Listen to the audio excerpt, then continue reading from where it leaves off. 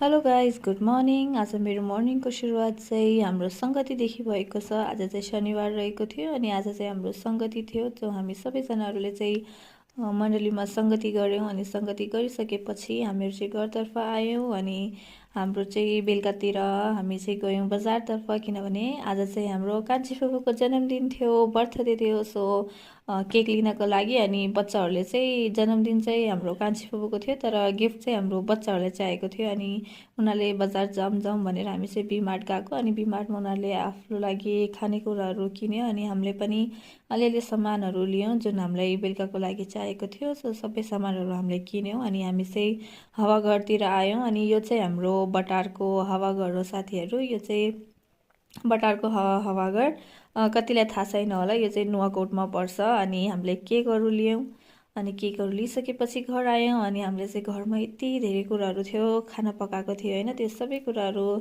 माथि छतमा लिएर गयौँ अनि हामीले चाहिँ छतमा बर्थडे सेलिब्रेसन गऱ्यौँ उहाँको, किनभने आजभोलि यहाँ अलिकति गर्मी बढेको छ। सो त्यही कारणले हामीले चाहिँ माथि गएर छतमा गएर चाहिँ हामीले केक काट्यौँ अनि हामीले चाहिँ उहाँको केकहरू काट्यौँ। हामी सबैजना बस्यौँ, हामीले केकहरू काट्यौँ अनि खानाहरू खायौँ साथीहरू। सो आजको लागि यति नै। आई होप तपाईँहरूलाई मेरो भिडियो राम्रो लाग्यो भने like, comment, share and subscribe to my channel.